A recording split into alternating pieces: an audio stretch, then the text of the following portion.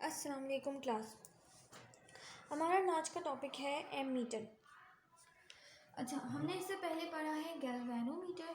ठीक है, गैल्वेनोमीटर क्या चीज़ है? आपको पता है कि अगर हमें स्मॉल करंट मेजर करना है तो वो बेसिक इंस्ट्रूमेंट है जो यूज़ करते हैं हम to measure the small current. ठीक है, अब एमीटर क्या चीज़ है? अब ऑब्वियस सी बात है, हम लोग हर दफ़ा सिर्फ स्मॉल करंट तो मेजर नहीं करेंगे। ठीक है, हमें लार्ज करंट भी मेजर करना होता है। अब गैल्वेनोमीटर जो था वो स्पेसिफिकली स्मॉल करंट के लिए डिज़ाइन किया गया था, स्मॉल करंट मेजरमेंट के लिए। स्मॉल करंट मेजरमेंट मतलब कितनी small current measurement? Milli ampere, micro ampere वाली। बट हमें चाहिए है अब लार्ज स्केल मेजरमेंट। मतलब लार्ज स्केल का मतलब ये है कि एमीटर के अंदर हमें जो है एम्पेयर्स गिवन है 2, 3, 4 मिली और नैनो या माइक्रो एम्पेयर के मुकाबले में ये ज़्यादा बड़ा है, ये लार्ज है, इसलिए इसको हम लार्ज कहते हैं। ठीक है, और तो इसकी वैल्यू भी 2, 3, 4 ही है, but still this is the large value of the current. तो हमें उसके लिए एक नया इंस्ट्रूमेंट चाहिए, तो हम स्पेसिफिकली जो सिर्फ करंट मेजर करने के लिए इंस्ट्रूमेंट यूज़ करेंगे उसका नाम है द एमीटर।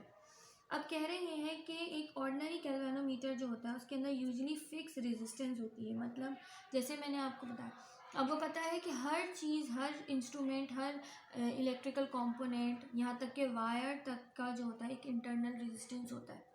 इस तरह से गैल्वेनोमीटर भी एक इंस्ट्रूमेंट है, इसका भी एक इंटरनल रेजिस्टेंस होगा। तो इसकी जो इंटरनल रेजिस्टेंस होती है, जो कि इसकी कॉइल की तरफ से, कॉइल है क्योंकि इसकी वायर से बनी हुई होती है, तो उसकी कॉइल की तरफ से जो रेजिस्टेंस आ रही होती है वो हम कहते हैं इसकी इंटरनल रेजिस्टेंस है। तो वो इंटरनल रेजिस्टेंस की वैल्यू को कहते हैं हम, क्योंकि ये गैल्वेनोमीटर की इंटरनल रेजिस्टेंस है तो हम इसको जी से रिप्रेजेंट करते हैं, तो आर जी। तो कह रहे हैं कि ये हमें फुल स्केल डिफ्लेक्शन देती है अगर मैक्सिमम करंट आई जी हम उसमें से पास करें। देखिए, जो करंट गैल्वेनोमीटर में से पास होगा वो ऑब्वियसली गैल्वेनोमीटर का करंट है, इसलिए हम उसको नाम देंगे आई जी।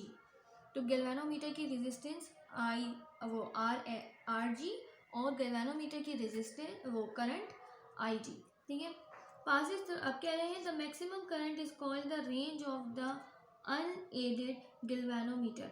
जितना ज़्यादा मैक्सिमम करंट हम उसमें से पास करते हैं उसे हम कहते हैं, क्या कहते हैं? Unaided galvanometer, range of the unaided galvanometer. अब ये बात आप एमसीक्यूज के लिए याद कर सकते हो।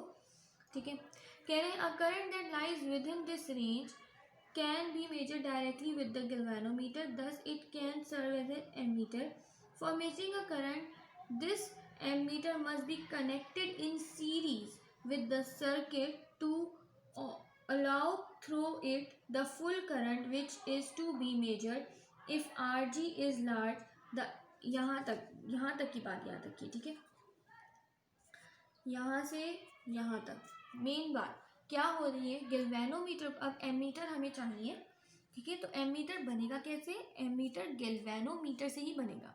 गैल्वेनोमीटर जो था वो बेसिक इलेक्ट्रिकल मेजरिंग इंस्ट्रूमेंट है, जैसे हमने पढ़ा इससे पहले। तो गैल्वेनोमीटर जो है वो बेसिक इलेक्ट्रिकल इंस्ट्रूमेंट है, इसी से अब बाकी के सारे इंस्ट्रूमेंट्स बनेंगे, एम मीटर, वोल्ट मीटर, ओम मीटर, एवरीथिंग। कैसे बनेंगे? एम मीटर की बात करा जाए तो वो कह रहे हैं कि जो करंट जो कि लाई करता है with the range can be measure directly with the galvanometer. कौन सी रेंज के अंदर की बात हो रही है? ये वाली range of the unaided galvanometer. मतलब गैल्वेनोमीटर के अंदर से जो मैक्सिमम करंट पास हो सकता है, मैक्सिमम करंट मतलब आई जी की वैल्यू जितनी ज़्यादा हो सकती है उसके अंदर अगर कोई करंट पास होगा, उस लिमिट के अंदर उस लिमिट के अंदर जो भी करंट पास होता है वो हम यूज़ कर सकते हैं। और galvanometer as an ammeter तब तक तो हमें सर्व कर सकता है। मतलब वाह, इसको और ज़रा डिफरेंट तरीके से मैं अगर बताऊँ आपको तो आप इस तरह से समझ लीजिए कि गैल्वेनोमीटर क्या था? गैल्वेनोमीटर एक ऐसा इंस्ट्रूमेंट है जो लो वैल्यू करंट को मेजर कर सकता है। लो वैल्यू करंट मतलब nano ampere, micro ampere, milli ampere. सही है। अब अगर इस रेंज के अंदर है, ठीक है, तो हमारा गैल्वेनोमीटर एक एमीटर की तरह काम कर रहा है, क्योंकि जाहिर है वो करंट को मेजर कर रहा है। भले से लो करंट है मगर कर तो करंट को ही रहा है ना मेजर। सही है। मगर अगर इससे ज़्यादा वैल्यू चाहिए तो हमें क्या करना पड़ेगा? हमें इसको कुछ ऐसे चेंज करना पड़ेगा, कुछ इस तरह से इसको यूज़ करना पड़ेगा कि ये हमारे लिए बड़ा करंट भी मेजर कर सके। तो यहाँ पे बात कह रहे हैं कि for measuring a current this ammeter must be connected. अगर इससे बड़ा करंट चाहिए मिली, माइक्रो और नैनो से, तो हमें क्या करना होगा, हमें इस गैल्वेनोमीटर को क्या करना होगा, this ammeter must be connected. मतलब ये जो ये एमीटर के मतलब उन्होंने जो वर्ड यूज़ किया है ये गैल्वेनोमीटर को ही बोल रहे हैं, ठीक है। तो कह रहे हैं कि गैल्वेनोमीटर को हमें सीरीज में कनेक्ट करना होगा किसी भी सर्किट के अंदर, ठीक है। To allow through it the full current which is to be measured. कह रहे हैं इसलिए हमें इसको सीरीज़ में करंट कनेक्ट करना होगा। मतलब इन शॉर्ट कि अगर आपने किसी सर्किट में किसी भी जो है पॉइंट पे आपने करंट को मेजर करना है किसी भी सर्किट के अंदर, तो हमेशा हम उसके अंदर जो मीटर होता है, स्पेशली एम मीटर करंट के लिए, वो हमेशा सीरीज़ में कनेक्ट करते हैं। ये एक बात है। मतलब अगर हम एक सर्किट बनाएं, लेट सपोज मैंने एक सर्किट बनाया है यहाँ पर, और ये सर्किट है, यहाँ पे रेजिस्टर लगा हुआ है, यहाँ एक इंडक्टर लगा हुआ है, एक कैपेसिटर भी लगा हुआ है, सही है, कुछ इस तरह का सर्किट है, ठीक है। ये आर है, ये एल है, ये सी है, ये सारे कंपोनेंट्स हैं। अब मैं आपसे कह रही हूँ कि मुझे आप जो है रेजिस्टेंस के पास जो करंट फ्लो कर रहा है वो बता दीजिए, ठीक है। तो या फिर इंडक्टर का करंट बता दीजिए या कैपेसिटर का करंट बता दीजिए। तो आप करेंगे क्या, आप इसी सर्किट में, जैसे मैं रेजिस्टेंस का करंट बोलती हूँ आपको, तो आप रेजिस्टेंस के साथ यहाँ एम मीटर सीरीज़ में लगाएंगे, ठीक है।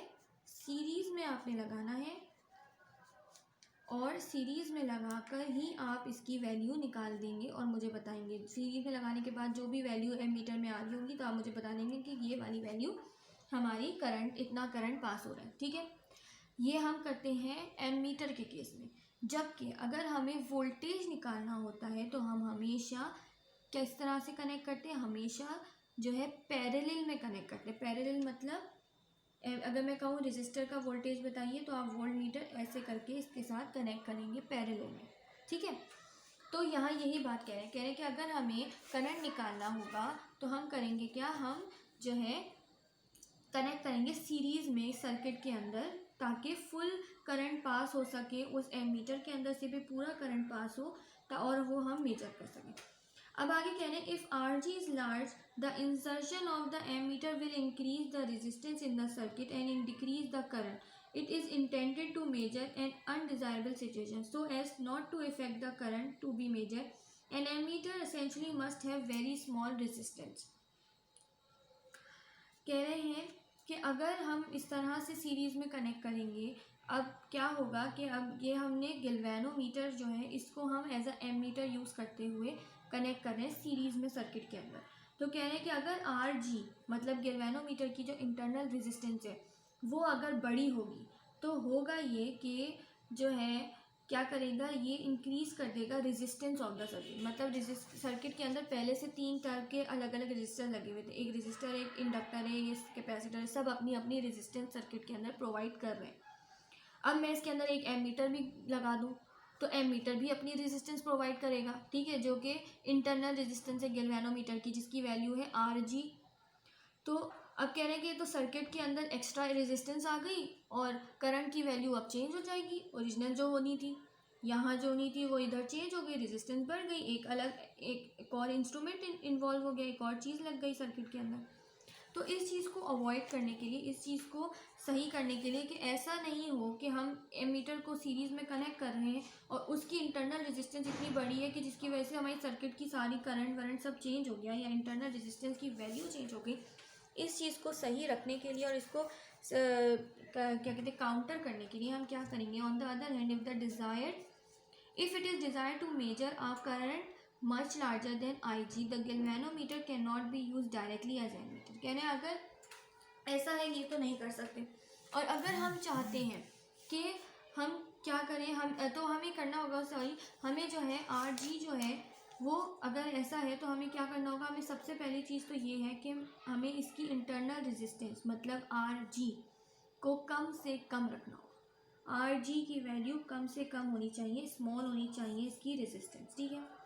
फिर दूसरी बात ये कह रहे हैं कि अगर हमें बड़ा करंट निकालना है, ठीक है, अगर हमें लार्जर करंट मेजर करना है, ठीक है, कितना लार्जर, गैल्वेनोमीटर से कितना करंट मेजर किया जा सकता है, IG, ठीक है, IG छोटा होता है, हमें IG से ज़्यादा करंट निकालना है, हमें एमीटर्स के अंदर करंट निकालना है, ठीक है, मिली एमीटर या माइक्रो एमीटर नहीं, नॉर्मल एमीटर निकालना है, तो बड़ा करंट हो गया। अगर हमें ऐसा करना है तो हम गैल्वेनोमीटर को डायरेक्टली सर्किट में यूज़ नहीं कर सकते कि सिर्फ गैल्वेनोमीटर लगाया और हमें करंट मिल गया, ऐसा नहीं हो सकता, हमें इसको कन्वर्ट करना होगा, ठीक है। किस तरह से करना होगा, हमें करना ये होगा कि to measure any current up to I larger than IG, कह रहे हैं हमें एक करंट मेजर करना है I जो कि IG से बड़ा है, IG क्या है, internal resistance of internal current of galvanometer, ठीक है, उससे बड़ा करंट हमें मेजर करना है, तो हमें क्या करना होगा, थोड़ा मॉडिफाई करना होगा इसको, गैल्वेनोमीटर को थोड़ा सा चेंज करना होगा, क्या करेंगे,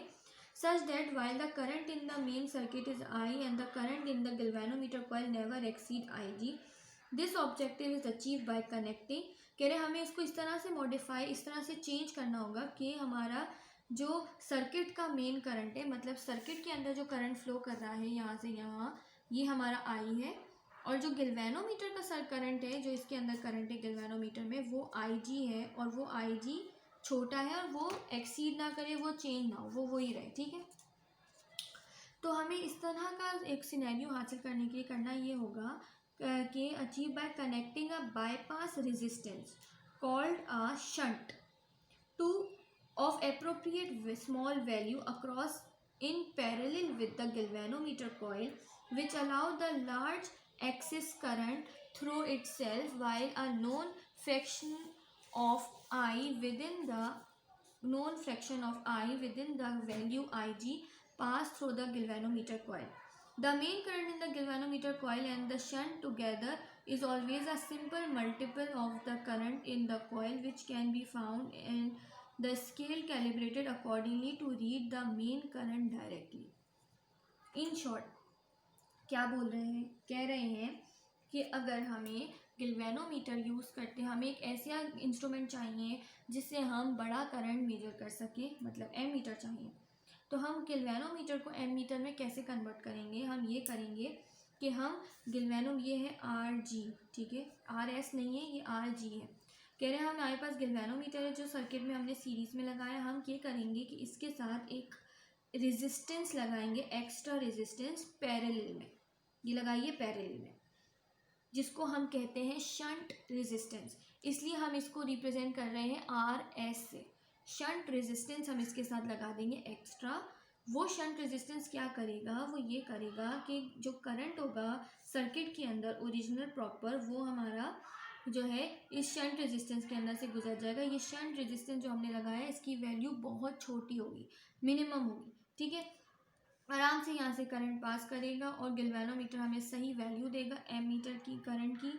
और इस तरह से हमारा ये जो गैल्वेनोमीटर है, अगर इसके साथ हम पैरेलल में एक शंट रेजिस्टेंस कनेक्ट कर दें, ठीक है, गैल्वेनोमीटर के साथ पैरेलल में एक शंट रेजिस्टर कनेक्ट कर दें, तो ये कॉम्बिनेशन, ये डॉटेड लाइन के अंदर जो कॉम्बिनेशन बन रहा है ये कहलाता है हमारा एमीटर, ये बन जाता है हमारा एमीटर। तो हम इस तरह से लिखें या इस तरह का साइन बना दें, एक एमीटर लिख दें, बात एक ही है, ठीक है। तो होगा क्या, कह रहे हैं कि इस तरह से कुछ इस तरह का रिलेशनशिप बन जाएगा कि हमारे पास जो हमें करंट निकालना है ओरिजिनल सर्किट का वो है I, और ये I कैसे मिलेगा हमें, ये I हमें मिलेगा गैल्वेनोमीटर की रेजिस्टेंस, गैल्वेनोमीटर के अंदर से गुजरने वाला करंट प्लस शंट रेजिस्टेंस से गुजरने वाला करंट, इन दोनों के कॉम्बिनेशन से हमें ये I मिलेगा। कैसे, आप देखिए, हम एक सर्किट बनाते हैं, ठीक है, मैंने लेट सपोज एक सर्किट बनाया, ये रेजिस्टर है और यहाँ पे एक पावर सप्लाई लगी है और मैं कह रही हूँ कि यहाँ पे मैं एक गैल्वेनोमीटर कनेक्ट कर देती हूँ और मुझे इसमें से करंट मेजर करना है, मगर गैल्वेनोमीटर में तो मुझे बहुत मिनिमम करंट मिलेगा, माइक्रो वाला, तो मुझे तो इससे बड़ा करंट चाहिए, तो मैं क्या करूँगी, इसके साथ एक पैरेलल में शंट रेजिस्टेंस लगाऊंगी RS। अब इन दोनों से मिलकर, इन दोनों के अंदर से कुछ करंट यहाँ से पास होगा, कुछ करंट यहाँ से पास होगा। अब ये करंट काफ़ी बड़ा है, जो सर्किट में से गुजर रहा है ना I, ये काफ़ी बड़ा है, गैल्वेनोमीटर में से सिर्फ थोड़ा सा करंट पास हो सकता है, तो बाकी करंट कहाँ जाएगा? इसलिए मैंने ये शंट रेजिस्टेंस लगाया कि थोड़ा यहाँ से गुजर जाए, जो गैल्वेनोमीटर से गुजरा वो गैल्वेनोमीटर का करंट, और जो दूसरे पाथ से गुजरा यहाँ से आर एस में से वो हो गया आई एस, वो यहाँ का करंट। दोनों पाथ में से थोड़ा थोड़ा सा जो है डिस्ट्रीब्यूट होके गुजरे और प्रॉपरली पूरा करंट ऐसे पास हो जाए। सही है, इसलिए मैंने इस तरह से इसके साथ पैरेलल में एक रेजिस्टर लगा दिया ताकि मुझे प्रॉपर पूरा करंट मेरा सर्किट में से ईजिली फ्लो करे। ठीक है, सिर्फ गैल्वेनोमीटर लगाती है तो सिर्फ आई इतना सा करंट पास हो सकता है जितना आई जी बर्दाश्त कर सकता है, वरना फिर उसके आगे नहीं करता, वो फिर जो है ना गैल्वेनोमीटर ख़राब हो जाता। ठीक है, तो ये चीज़ नहीं हो सकती। तो इन शॉर्ट अगर हमें किसी भी सर्किट में से करंट मालूम करना है, ठीक है, और हमें गैल्वेनोमीटर से एमीटर बनाना है, तो हम क्या करेंगे, गैल्वेनोमीटर के साथ पैरेलल में शंट रेजिस्टेंस कनेक्ट कर देंगे। ये बात एमसीक्यूज में भी पूछी जाती है, तो आपको इसको अच्छी तरह से याद रखना है। ठीक है, ये एम कैट ई कैट के एग्जाम में भी पूछी जाती है। तो गैल्वेनोमीटर को कैसे एमीटर में कन्वर्ट करेंगे, उसके साथ पैरेलल में शंट रेजिस्टेंस कनेक्ट कर देंगे। तो थोड़ा करंट आई जी यहाँ से पास हो जाएगा, आई करंट जो है वो थोड़ा सा आई जी में से पास हो जाएगा, थोड़ा सा आई एस से हो जाएगा। इन दोनों का कॉम्बिनेशन कहलाता है हमारा नॉर्मल सर्किट का करंट। तो ये बन गया फॉर्मूला नॉर्मल सर्किट के करंट का। ठीक है, अब आप देखिए ये पावर सप्लाई है, ये गैल्वेनोमीटर इसके साथ पैरेलल में है, और जो है ये आर आई जो वी एस है ये भी पैरेलल में, ये सब चीज़ें पैरेलल में, ये इसका पैरेलल ये इसका पैरेलल। सही है, तो वोल्टेज की जब हम बात करेंगे तो वोल्टेज इस पूरे में क्या होगा, पैरेलल होगा।